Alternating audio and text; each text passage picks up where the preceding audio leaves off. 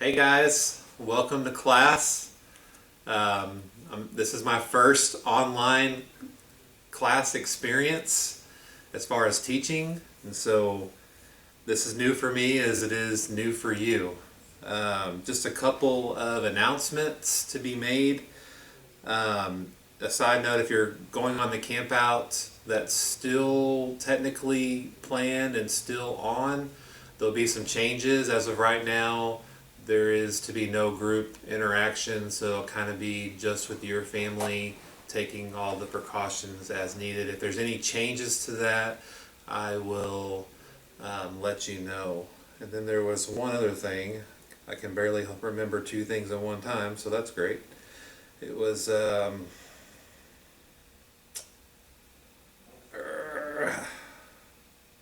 if you need anything right now, I'll come back to it. I'm sure I'll remember it. If you need anything right now, you're out of toilet paper, cleaning supplies, let me know. I can spare a couple rolls. Hope y'all are doing well.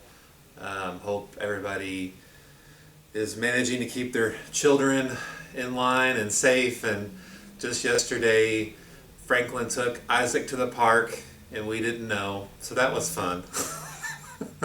Marisol's gonna kill me for telling you all that, but we're like, I was outside in the flower beds pulling up weeds, and Marisol was cleaning inside, and somehow Franklin and Isaac got out of the house, and Franklin was on his bike, and Isaac followed him with his hands in my flip flops all the way to the park, and they played at the park, and they came back, so that was fun, and glad they're okay, and Franklin doesn't quite understand why that was a problem. He was offended that we got onto him.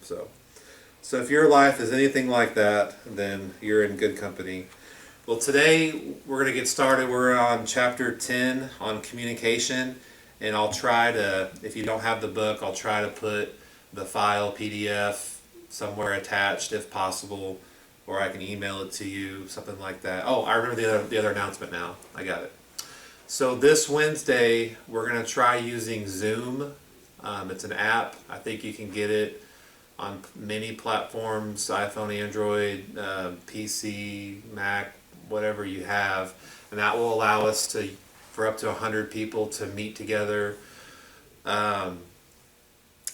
We'll try to get set up at 6 o'clock on Wednesday, and by 6:15 we'll start our table talk, so that way everybody is online and joined. And if that goes well, we may use that for our format from here on out on Sunday mornings too. That way we can kind of get our discussion and keep our class as normal as possible. So I'll be sending out some more information on that, so be looking for that. Let's get started. We're on chapter 10 on communication. I'm just going to read through a few things and stuff, and I'll allow you to have the discussions at home. You can pause and just talk about it and keep going, pause, however you want to do it. But that's how we're going to do this today. So let's get started. Communication is love, what blood is to life. Have you ever thought about it that way before? It is impossible to have any kind of relationship unless there is communication. That is true for you and your partner, and for your relationship with God. Write your definition of communication and share your answer with your partner.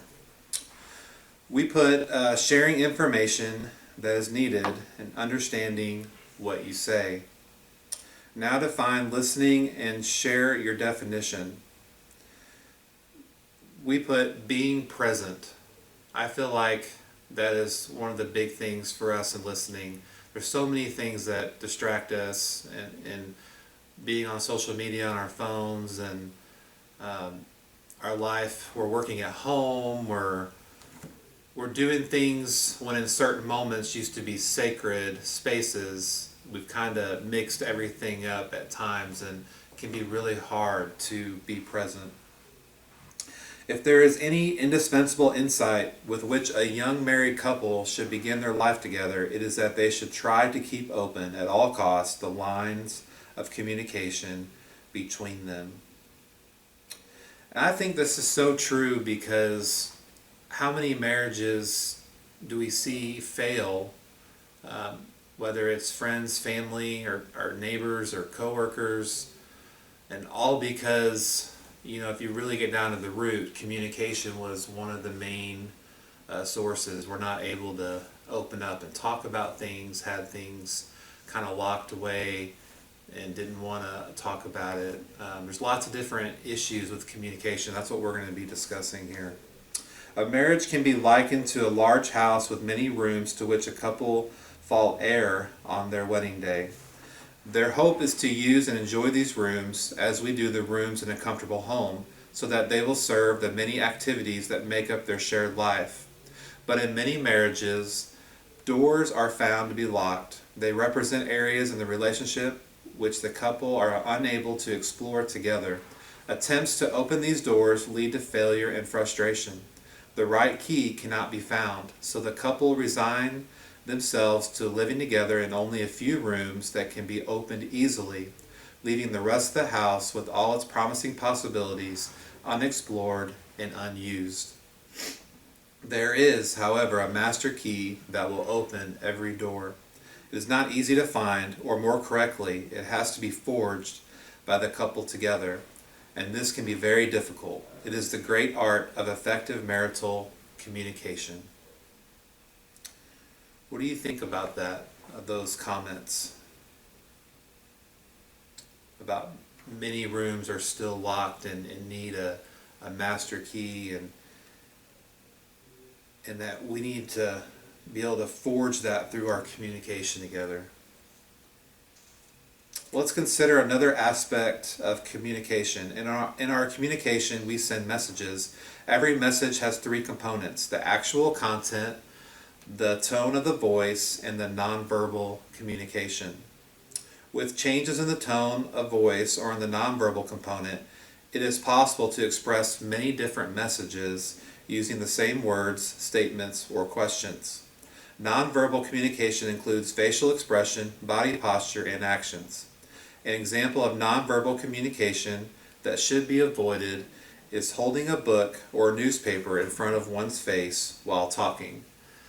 And this is kind of funny because what's really in front of our face nowadays? It could be a book or a newspaper, but it's most likely your cell phone, your tablet, maybe your computer. I don't know. I can't hold my computer up that long. I'm weak. But there's all kinds of things that we put as a barrier in front of our faces when we talk, and we can't pick up on everything. And even half of our conversation is Marisol in a different room, and she's walking away, and I can't even hear what she's saying. So I'm not sure if that's even nonverbal or anything at all, but that's maybe you've experienced that as well. What would you say are the percentages for each one? What would be the percentage of content, tone, and nonverbal? What do you think those are in our communication?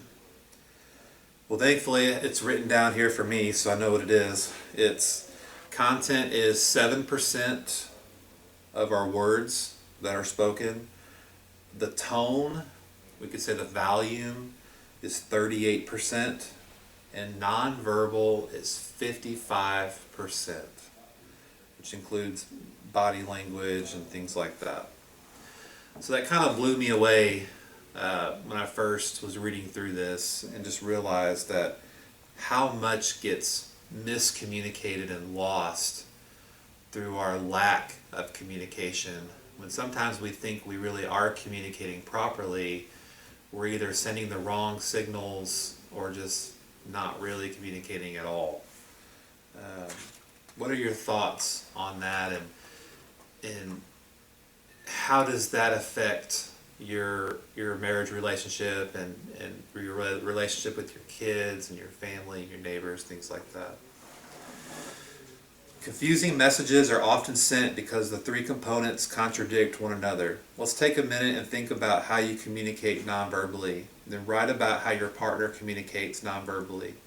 After you have done this, write what you think your nonverbal communication means to the other person, and what you think your partner's nonverbal communication means. Ask your spouse to do this too, and then compare and discuss your responses. Our nonverbal communication and tone of voice are essential elements in conveying our messages. If you are not aware of your tone of voice, you may want to use a tape recorder to record some of your conversations, or use your phone and press record. Somehow I missed that earlier.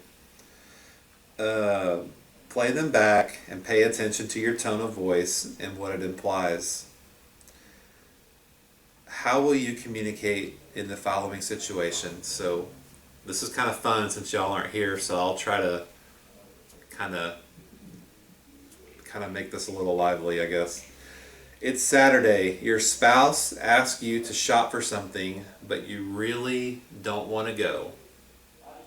You say, honey, why don't you go and use this time to be alone and just to relax?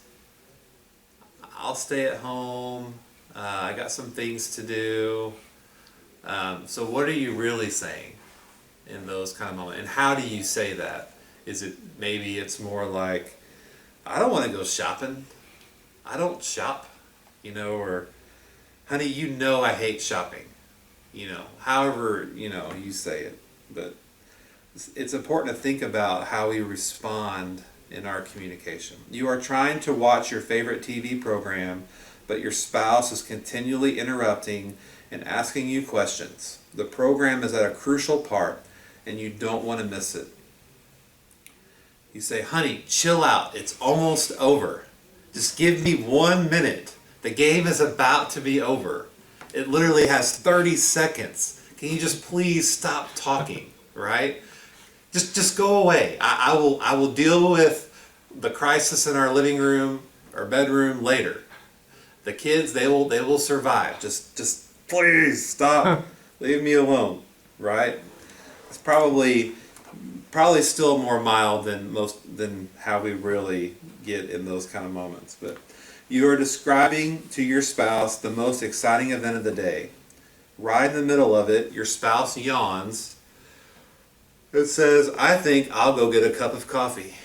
You say, if you don't say it out loud, you're probably saying, well, I guess you don't care what I have to say. Thanks. I'm really excited about this, and you're just not even paying attention to what I just said. I thought you would be excited. I thought you would be happy. And you can see how much of that nonverbal and that body language, and by not being present, can affect you in those moments. What would your response be to that? Mine would be more, I would still probably say, well, I guess you don't care, thanks. But it would be very negative, maybe critical, and not very understanding that maybe there's something else going on, or I don't know. So that's just things that I can struggle with on that. Your spouse serves you breakfast. You notice that the bacon is overcooked, which you don't like. I don't really like overcooked bacon either. The toast is served lightly, toasted with fresh butter, which is exactly what you like. So you say, thanks for being so sweet, while you are staring at your burnt bacon. And maybe your tone is, thanks, I really appreciate you making breakfast for me, honey. Maybe next time, could you not burn the bacon? I know you did all this work, and I want to be appreciative, but, just this one little thing, and we don't realize we do that, but, honestly, do we do that? And while the whole time, our spouse has made us breakfast, and we can find a reason to gripe, either non-verbally or even through other ways as well. So after dinner, your spouse asks you if you would do the dishes tonight because he or she is so tired. You two are tired and we're looking forward to relaxing. Usually you both do them together. You say, well, honestly, I would say, why don't we just do them tomorrow? That way there is no conflict. There isn't a, I don't really want to do them. Neither one of us want to do it, so let's do tomorrow. So I don't know what y'all would do, but that's what I would say. And that should keep us on a clear path there. You have just had an argument with one of your children and you realize you were wrong. It's not easy to apologize to family members because they usually rub it in. You say, I actually do apologize to my kids when I feel like I'm wrong, and I have been several times. More wrong than I thought I would be as a parent, but I am wrong a lot. And I say I was wrong, or I should say I was wrong. I shouldn't have used that tone that I used, or I shouldn't have said what I said out of anger. Please forgive me, or just whatever it is for you.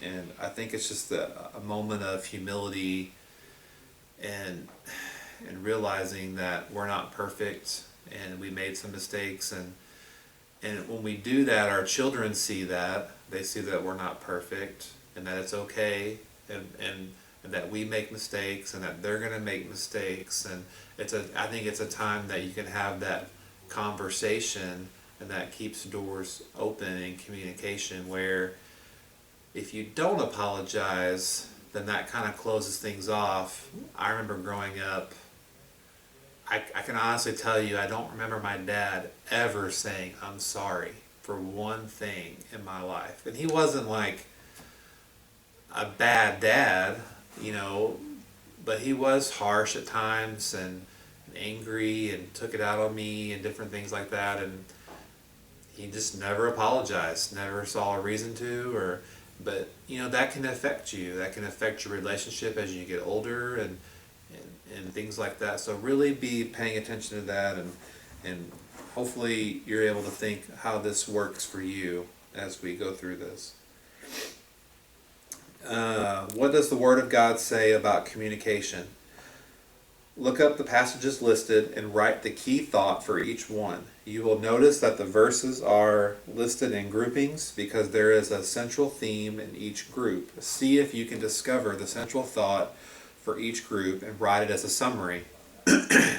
Instead of reading all 50 of these passages, because that's probably about how many there are, maybe 35, 40, I don't know. I'm just going to go ahead and give you the verse and read you my summary, and then I'll tell you what I think the themes are through each one. Discover the central thought for each group and write. All right, Proverbs 11:9. Words destroy knowledge. That's what we came up with. Proverbs 12:18.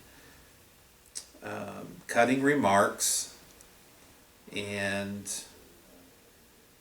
words of wise healing. Proverbs 15:4.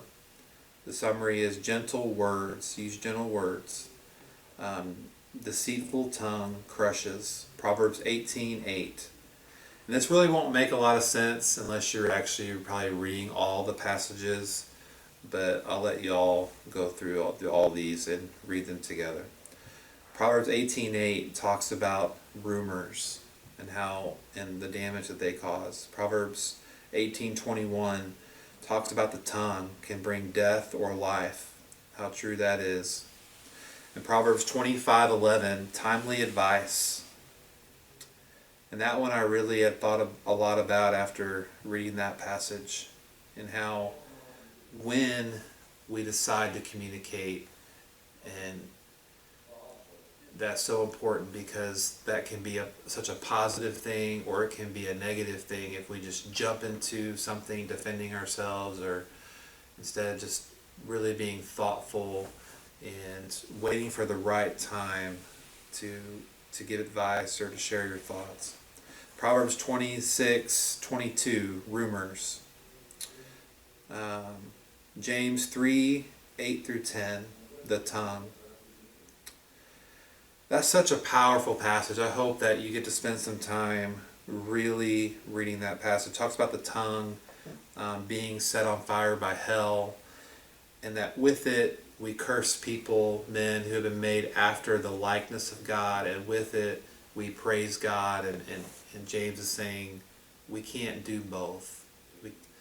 We can't go curse somebody and then go praise God, But it goes to show that the tongue is the hardest thing to control, and James says it fully can't be, but we can do a lot of things to help protect against our reactions and things like that. And a lot of Proverbs, a lot of these verses we're going to continue to read, kind of dive deeper into that. So I hope this is a blessing for you. 1 Peter 3:10, keep from speaking evil and telling lies. And the summary I got from this is we can destroy with our tongue, and the key word being tongue. So how does the tongue affect your relationship and communication? Let's go to number 2. Proverbs 4:20 through 23, listen and guard your heart. Proverbs 6:12, 14, and 18, liars stir trouble and evil. Proverbs 15:28, think before you speak. Proverbs 16:2, being pure in your own eyes. Proverbs 16:23, having a wise mind. Summary, I put think before you speak, and we circled think. So how does thinking affect your communication? If we spend some time thinking, is it possible that we can save ourselves from a lot of problems and turn things around and send it into the right direction? Number 3, Proverbs 15:31, life-giving correction. I know we don't always enjoy having people correct us, but if we listen and we take their advice and take their correction seriously, it can really change our life. Proverbs 18:13, listen. Proverbs 18:15, listen to wise counsel. 19:20, listen to advice and accept discipline. 21:28, speak with truth. James 1:19 are my favorite passages. Be quick to hear, slow to speak, and slow to become angry. Such a powerful passage. For the wrath of man does not produce the righteousness of God. So what's the summary here? Listening. How does listening affect your communication? I can tell you that's something I'm still working on. I'm not the best listener. I feel like I'm getting better, but it's still not my greatest strength. And if you really look around everywhere you go, it's probably not most people's strengths either, because everybody has an opinion, everybody has thoughts, everybody's got to share them, got to get what they want out, right? And that can cause so many problems, right? But how many marriages could be saved, and not just saved, but thrive, if we just listened? Number 4, Proverbs 12:18, cutting remarks, same passage. 14:29, temper. 15:28, the wicked and godly, kind of a contrast there. Proverbs 16:32, self-control versus power. Proverbs 21:23, being slow to speak. 26:24, self-control and responding. 29:20, think before you speak. So the summary here, I put self-control in your response, circling the key word self-control. Number 5, Proverbs 15:23, thoughtfully timed words. We talked about a little bit already. 25:11, timely advice. Summary, speak at the right time with the right words. I guess timely would be the key word. Number 6, Proverbs 10:19, close your mouth. It actually says that. And I thought how many times if I would have just closed my mouth and not said anything, and how I feel in any of my relationships, how much you can kind of save yourself through saying things that you don't mean to say, and saying through feelings that may change in a moment's time if you just let it pass, and then you can think more logically in those lines too. And then there may be information you don't even know exists because all you see is your side, and once you get everybody else's sides, your spouse's sides, then you can kind of go, oh, now I know why you thought this way, or you did this, or you did that. Sorry, my eyes are really watering right now. Just very emotional. Sorry, I'm just kidding. They always water when I teach. I don't know why. Where am I? Proverbs 11, 12, and 13. Keep quiet with knowledge. Proverbs 13:3. Controlled tongue equals long life. So note to self, I want to live long. Proverbs 17:27. Use few words. That's slightly difficult. That's good to know. Proverbs 18:2. Fools want to share their opinions, so don't want to be a fool. Proverbs 20:19. Don't hang with gossips. That's good. Proverbs 21:23. Control your tongue. The summary I put was keep quiet and use words at the right time with godly purpose. So the key word here being quiet, in my opinion. Number 7. You hang with me. We're almost through all this. Proverbs 17:9. Forgive, don't dwell. Proverbs 21:9. Don't quarrel. That's such a good verse to hear because there's so much quarreling, I think, in most marriages, and just like what good ever comes out of it. I just like, hey, let's just take a break. Let's just deal with this later. Let's not think about it, worry about it. But quarreling affects so much and creates so much nonverbal communication after that. And it's like a cycle that you don't want to be on. So summary here, forgive and move on together. Forgive. Number 8, Proverbs 15:1. Our tone and use of words determine our outcome. 15:4. Can't read my own handwriting. That's great. You'll have to look that one up. Proverbs 16:1. Plans for the Lord. Proverbs 25:15. Patience with soft speech. And it's true, because if you think about people like Mr. Rogers, I didn't know him, most of us didn't know him, but we watched his show growing up, and just how much of a difference it can make in someone's life by how you present things, and the tone that you use makes such a big impact. In fact, it was his tone, from what I read in one of his documentaries, that helped keep the broadcasting going during a certain time when the funding was low and the courts approved, because the judge was so impressed. Like, if this is how you are talking to me, as and how you talk to the kids, we need this to keep going. And so you can make such a big impact with just the tone of voice that you use.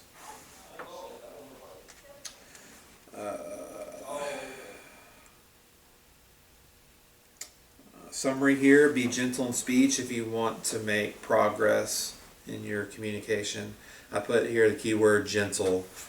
So we're almost done, guys. 2 more to go.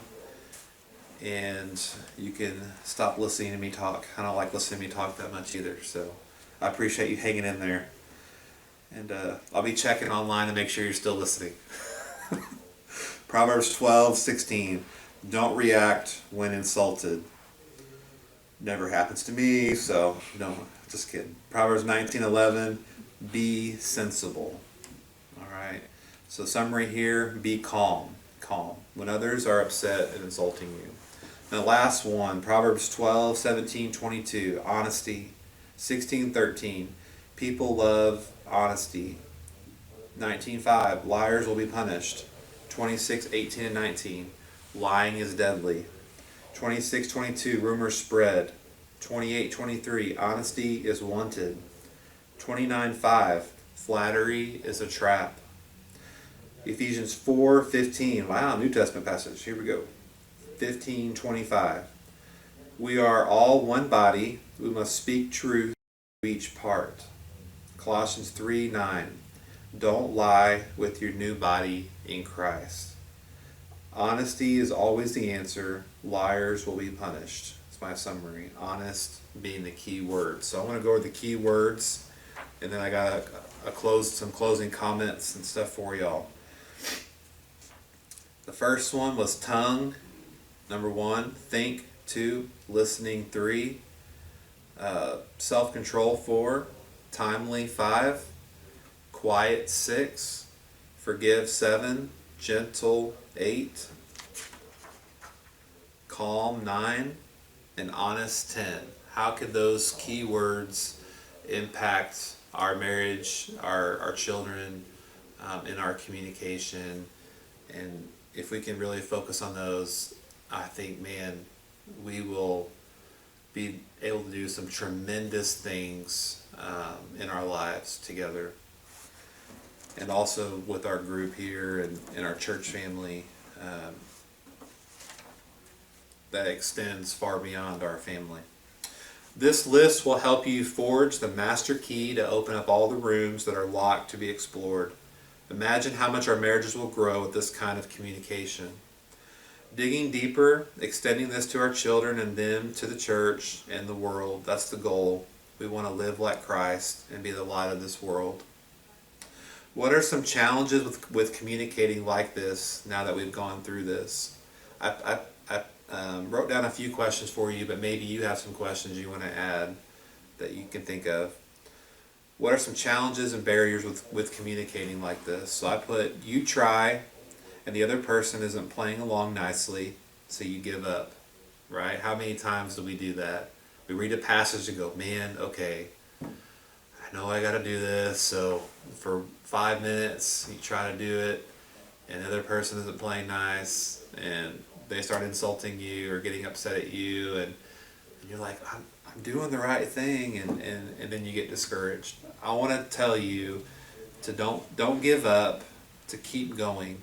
It's got to be a continued practice, and with both partners. If one partner is doing it, that doesn't give us a right to do it too, to be negative and to be critical. We need to try to change the paradigm, I guess. I don't know if that's the right phrase, but we need to change how we think, and that will be just as contagious to our partner. And so let's try to help set the tone in the right way. Maybe you have locked doors that you are afraid to unlock. I want to encourage you to free yourself from the prison that you are in and to tell the truth. We know John tells us that the truth will set you free. Too much time with nonverbal communication.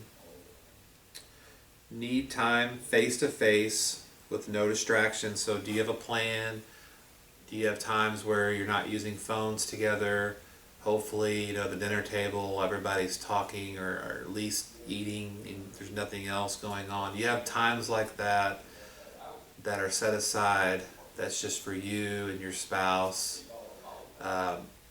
That's, I feel like, one of the biggest things that will make a marriage work and thrive is by that time that you have without those distractions. Sure, there's times that you can be distracted, but that time is so important.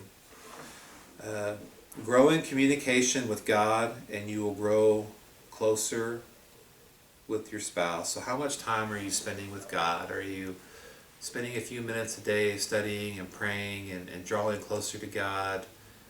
When you draw closer to God, James says He'll draw closer to us. And our marriage isn't just me and my spouse, it's me and my spouse and God. And one can't grow without the other. So make sure God is at the head of your relationship.